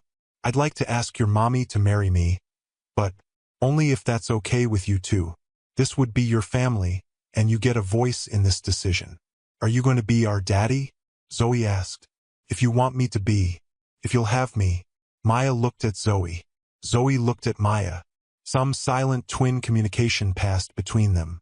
Then they both screamed yes and hugged Ethan so hard he almost fell over. Natalie was already crying. Ethan gently extracted himself from the twins and turned to her, still on one knee. He pulled out a ring box. Natalie Rivera, you are the strongest person I've ever known. You've been through hell and you're still kind, still loving, still beautifully, impossibly you. He opened the box. The ring inside was simple and elegant. Nothing like the ostentatious diamond Adrian had given her. I don't have billions. I can't give you mansions or unlimited diamonds. But I can give you loyalty, partnership, respect, and a love that will never, ever waver. I can give you a home where you're valued, where your voice matters, where you never have to doubt your worth. He smiled through his own tears. I can give you forever with someone who sees you, all of you, and loves every part. Will you marry me? Natalie was sobbing too hard to speak at first. She nodded frantically, then managed to choke out. Yes, yes, 1,000 times yes. Ethan slipped the ring onto her finger and stood, pulling her into his arms. The twins jumped around, them screaming, "We're going to be a real family." In that moment, Natalie was happier than she'd ever been. But even in that perfect moment, her heart ached. Because in 2 days, Maya and Zoe would have to go back to Adrian's house, back to Claire, back to whatever was happening behind closed doors. That left them with bruises and nightmares. And Natalie still didn't know how to save them. Family, we need to pause here for a moment. If you're feeling the story, if Natalie's journey is touching your heart, I need you to do something for me. Hit that like button. Share this video with someone who needs to know that broken hearts can heal, and broken lives can be rebuilt. Comment below and tell me what you're thinking right now. Are you proud of Natalie? Do you believe in Ethan? Are you ready for justice? And tell me where you're watching from, or just say, "I'm with you, Mr. Hearthline." Let me feel this. Family's presence. Because what happens next changes everything. Natalie is about to make a decision that will either save her daughters or destroy her completely. And you need to stay with me to see how this unfolds. Let's keep going. 1 month after the engagement, 4-year-old Maya came back from Adrian's house and wouldn't stop crying. Natalie tried everything. Held her, rocked her, sang to her. But Maya was inconsolable, sobbing like her heart was breaking. "Sweetie, what's wrong? Talk to mommy. I don't want to go back there." Maya's voice was raw from crying. "Please don't make me go back. Please, mommy. Did someone hurt you, baby?" Maya's eyes went wide with terror. She shook her head frantically, violently. I can't tell, or she'll make me go away forever." Not Daddy. Claire. Who said you'd go away forever?" Natalie kept her voice gentle. But Maya wouldn't answer. Just cried and cried until she exhausted herself into sleep. That night, after both twins were asleep, Natalie sat with Ethan at her kitchen table.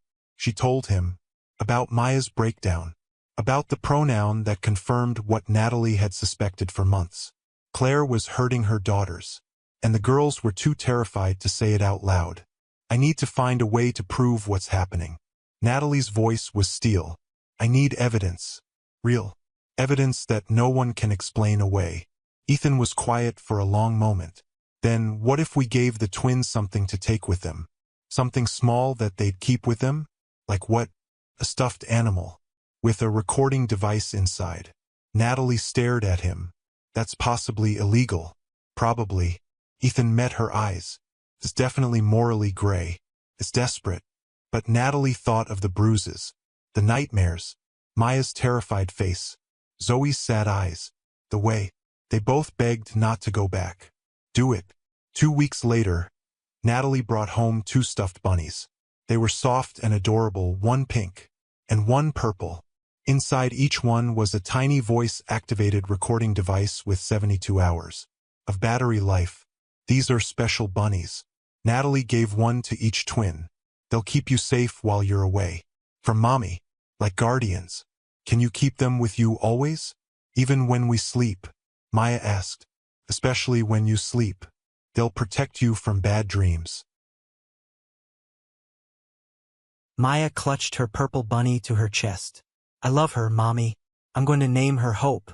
That's a beautiful name, baby. Zoe hugged her pink bunny. Mine's Lucky. Perfect. The custody exchange happened on Friday evening as usual. Adrian barely looked at Natalie. Claire sat in the passenger seat, her belly flat again. She'd had the baby 6 months ago. Carter was probably with a nanny. Maya and Zoe climbed into the back seat, each clutching their special bunny. Natalie watched the car drive away and felt sick with anxiety and hope in equal measure. This would either give her the proof she needed or it would be nothing. Just her daughters with new stuffed animals. She wouldn't know for 72 hours. Those were the longest 72 hours of Natalie's life. She worked, went to class, functioned, on autopilot, but her mind was always on Maya and Zoe. What were they experiencing? What was being said? Was it happening right now? Sunday evening, Adrian's SUV pulled up to the exchange point. Maya and Zoe climbed out, both still, holding their bunnies. Did you have a good weekend? Natalie asked, keeping her voice normal. Yes. Maya's voice was flat. We went to the park. That sounds fun. Natalie buckled them into her car. She wanted to grab the bunnies immediately but forced herself to wait until they were home.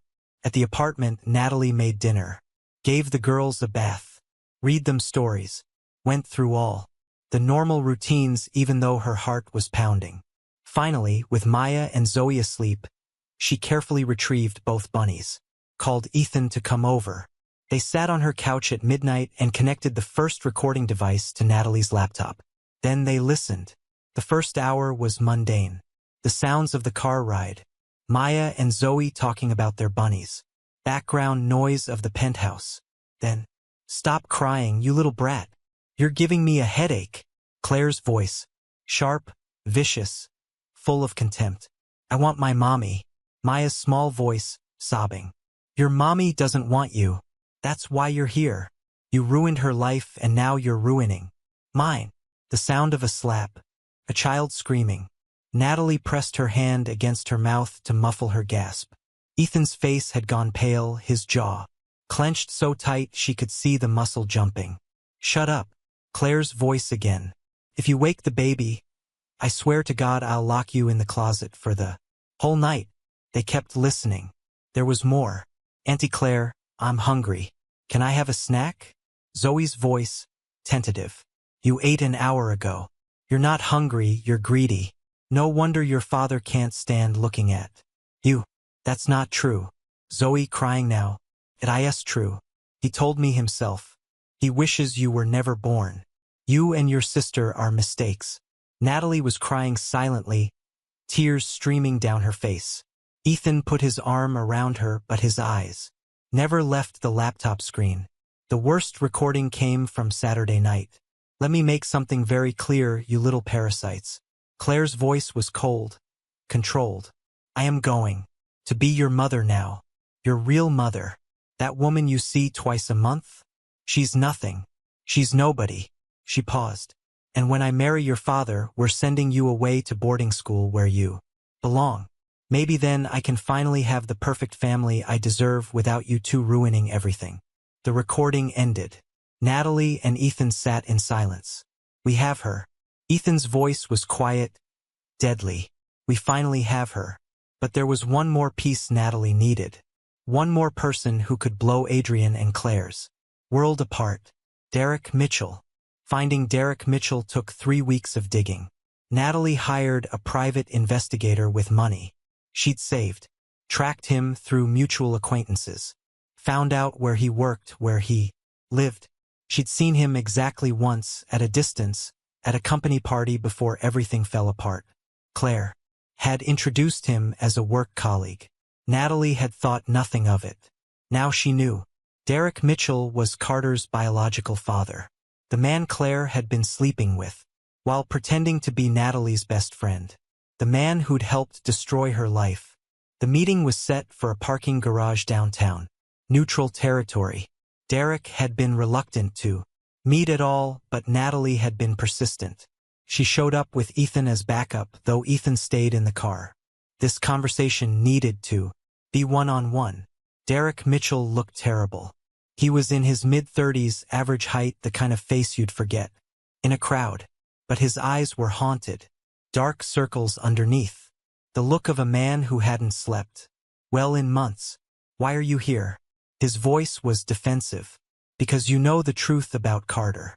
And because I think you're not a monster." Natalie kept her voice calm. "I think you're a man who made a mistake and can't figure out how to make it right." Derek's face crumpled. "You don't know anything about me. I know you're in love with Claire. I know Carter is your son, not Adrian's. I know you've been watching the woman you love build a life with another man while you're shut out." Derek looked away. "What do you want?" "I want you to tell the truth. She told me it would be temporary." Derek's voice broke. That she needed financial security first. That once she had enough money, once Adrian married her and she got a settlement or inheritance, or whatever, she'd leave him and we'd be together. Me, her, and Carter. A real family. He laughed bitterly. "But it's been over a year and she's marrying him. And I don't even get to hold my son. I see pictures on social media of Adrian holding him, Claire posting about their perfect family, and that's my boy. Mine." Natalie felt a flicker of sympathy despite everything. "I'm sorry. Are you? Because I helped her destroy your life." "Yes, you did." Natalie didn't pull the punch. "But I think you were manipulated too. Used. And I think some part of you knows that what she's doing is wrong." She pulled out her phone, played a clip of the recording.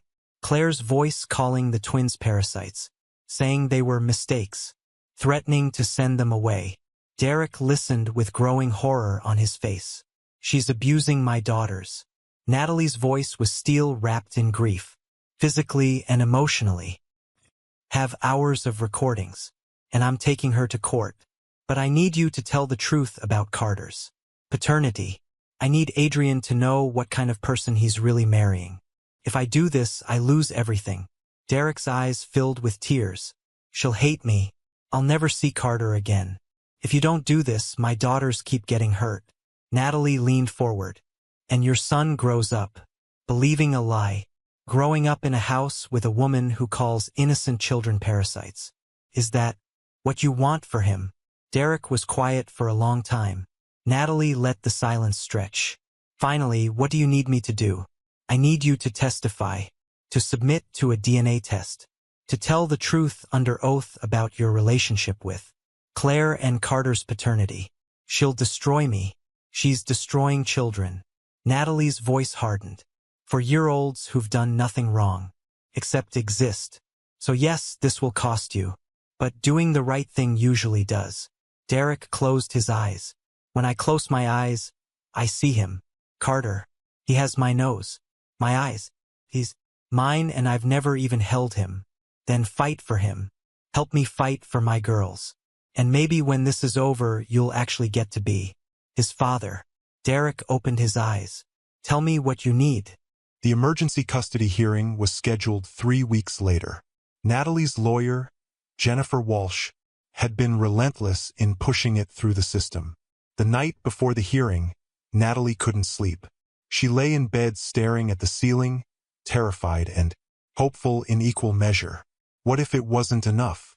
What if the judge didn't believe her?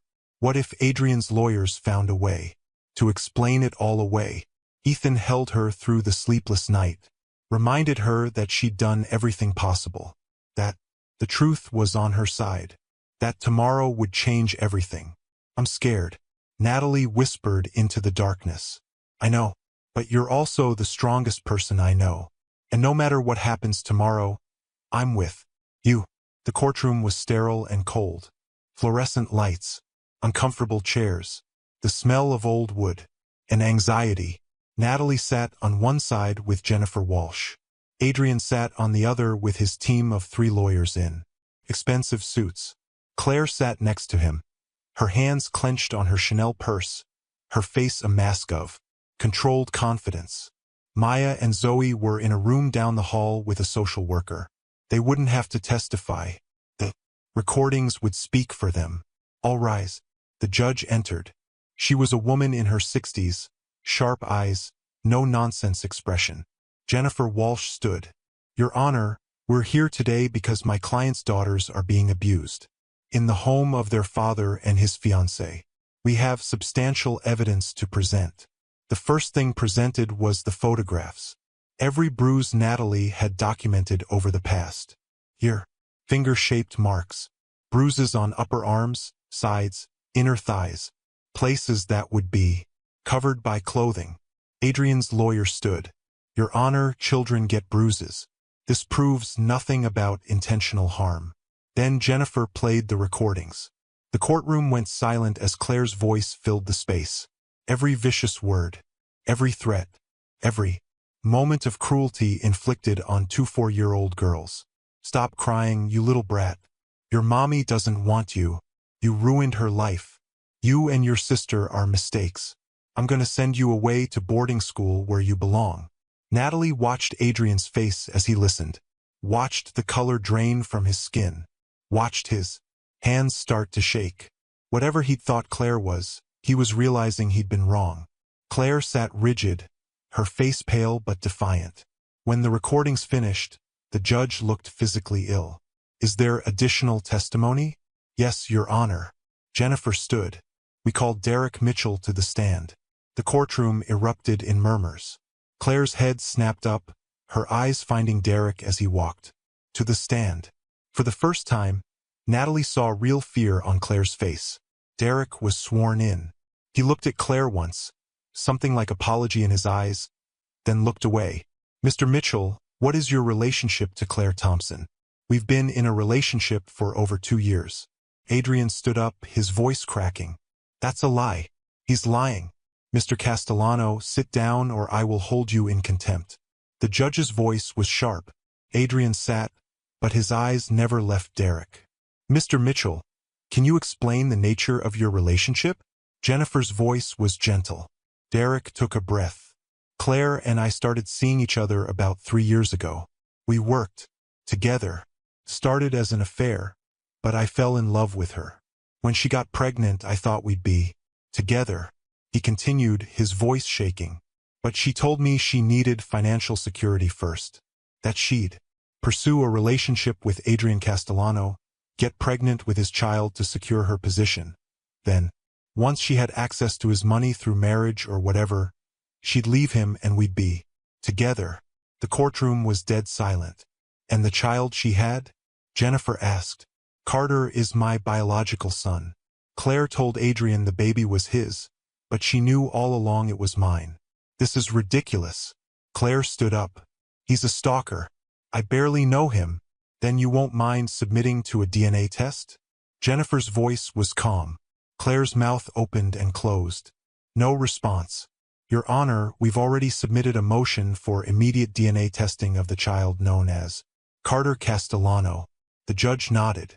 Motion granted. We'll recess for 1 week pending test results. That week was agony.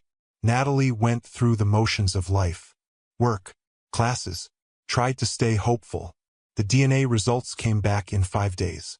Derek Mitchell, 99.9% match. Carter's biological father. Adrian Castellano, 0% biological relation. When court reconvened, the judge read the results aloud. Adrian's face was blank. Shock so complete he couldn't even react. Claire was crying. Fake tears, Natalie noted. Trying to garner sympathy. Adrian, please. Claire reached for him. I love you. Derek meant nothing. Carter is yours in every way. That matters. Adrian turned to her with eyes so cold Natalie barely recognized him. Get away from me. The judge cleared her throat. I've reviewed all the evidence. The recordings, the photographs, the testimony, and the DNA results. This is one of the most clear-cut cases of child abuse I've seen. She looked directly at Natalie. Full custody is awarded to Natalie Rivera Monroe. Effective. Immediately, Mr. Castellano's visitation rights are reduced to supervised visits, 1 day per week, pending psychological evaluation. She turned to Claire. Ms. Thompson, a restraining order is hereby issued prohibiting any contact with the minor children. Criminal child abuse charges are being filed with the district attorney's office. Natalie couldn't breathe. Full custody. Her daughters were coming home. Jennifer squeezed her hand. We won. Claire was escorted out of the courtroom, still crying, still protesting. Adrian sat motionless, staring at nothing. Natalie stood on shaking legs, walked down the hall to where Maya and Zoe waited with the social worker. The moment they saw her, both girls ran. Mommy! She caught them, held them, buried her face in their hair. You're coming home, babies. You're coming home and you never have to go back. The civil lawsuit came next. Natalie sued both Adrian and Claire for emotional distress, intentional infliction of harm, and fraud. Adrian's company stock plummeted when news of the scandal broke. The headlines were brutal. Billionaire CEO deceived by fiancé in paternity fraud.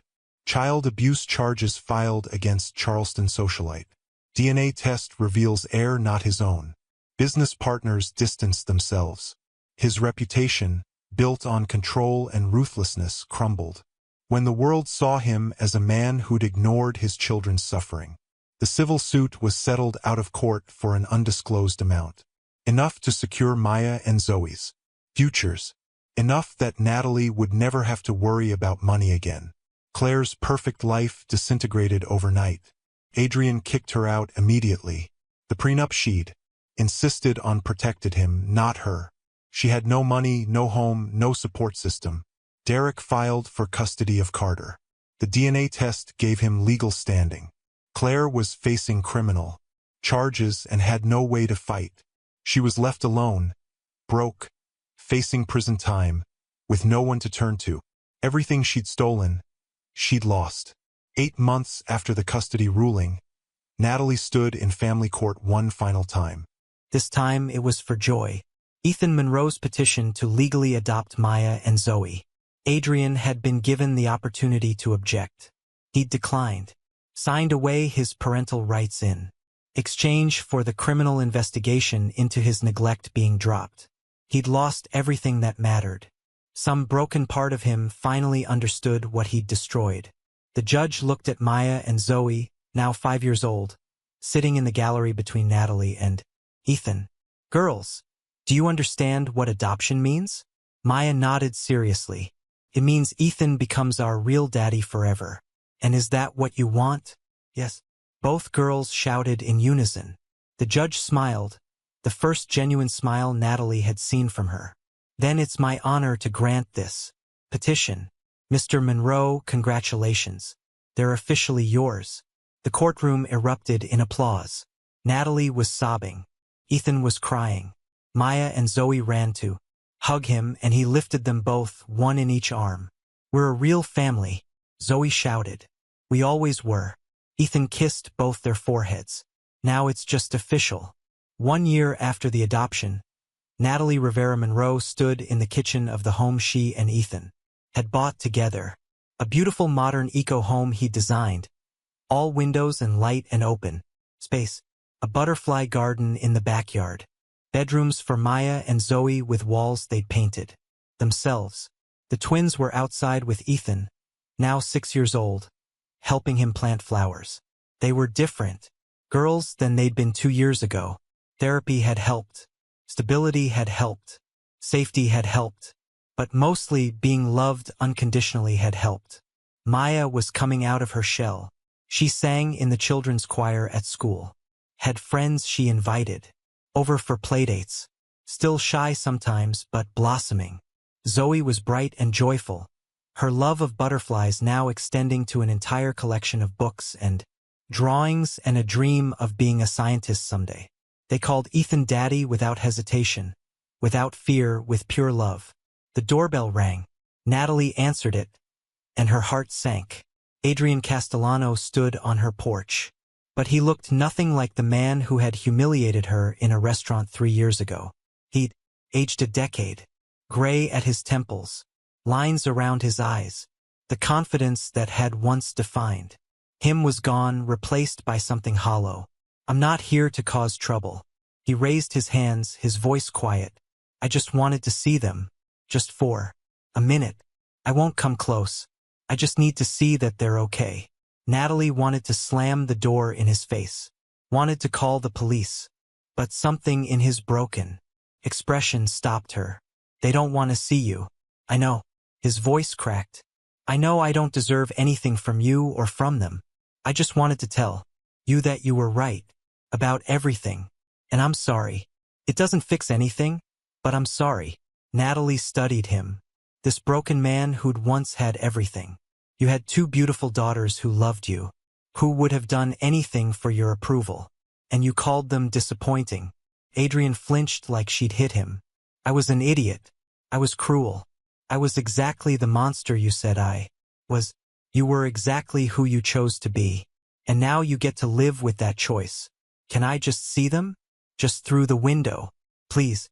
Natalie stepped aside slightly, allowing him a view into the backyard. Maya and Zoe were laughing, dirt on their hands and faces, as Ethan showed them how to plant seedlings. They were radiant, healthy, happy, loved.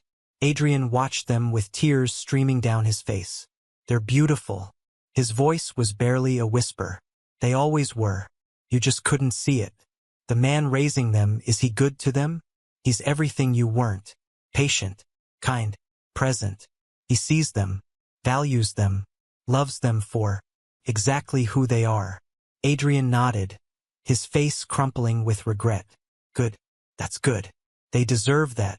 He turned to leave, then stopped. For what it's worth, losing all of you was the worst thing that ever happened to me.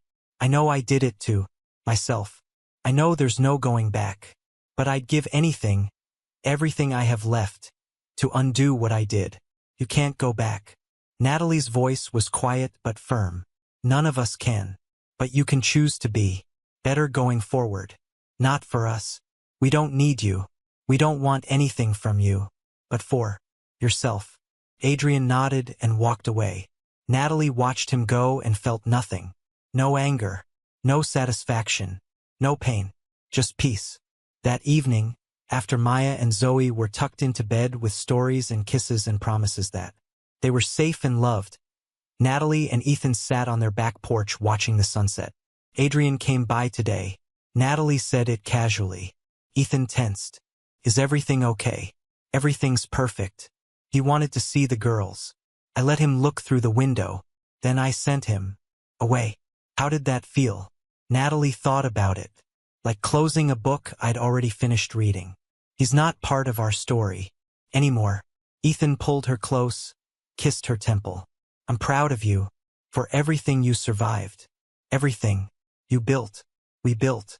Natalie corrected, leaning into him. I couldn't have done any of this without you. You could have. You're the strongest person I know. But I'm honored I got to be part of your journey. From inside the house, they heard giggles. Maya and Zoe were supposed to be sleeping but were clearly reading with flashlights under the blankets. Ethan stood. I'll go handle the rebels. Natalie watched him go inside, her heart full. She'd lost everything once. Been betrayed by the people she loved most. Been broken down to nothing. But she'd rebuilt. Not into who she'd been before, but into someone stronger. Someone who knew her worth. Someone who understood that the family you choose is often more powerful than the one you're born into. Inside, Ethan sat on the edge of the girls' bed. All right, troublemakers. Sleep time. For real this time. Maya looked up at him with her mother's warm brown eyes. Daddy? Yes, sweetheart? Are you gonna stay forever? Ethan's heart clenched. Forever and ever. Promise. Even when we're grown up. Even when you're grown up, married with kids of your own, and I'm an old man who can't remember where I put my glasses. I'll still be your daddy. Always. Zoe threw her arms around his neck. You're the best daddy in the whole world. You two are the best daughters in the whole world." He kissed both their foreheads, turned off the light. He stood in the doorway for a moment, watching them settle into sleep. These weren't his daughters by blood, but they were his in every way that mattered. And he would spend the rest of his life making sure they knew they were loved, valued, and safe. Out on the porch, Natalie looked up at the stars and smiled. The girl who'd been humiliated in front of 100 people had found her voice. The woman who'd been told she was worthless had built a career she was proud of. The mother who'd fought an impossible battle had won. And the heart that had been shattered had learned to love again. Bigger, deeper, truer than before. This is what Claire and Adrian didn't understand. They thought they were taking everything from her. Thought they were winning. But they'd actually set her free.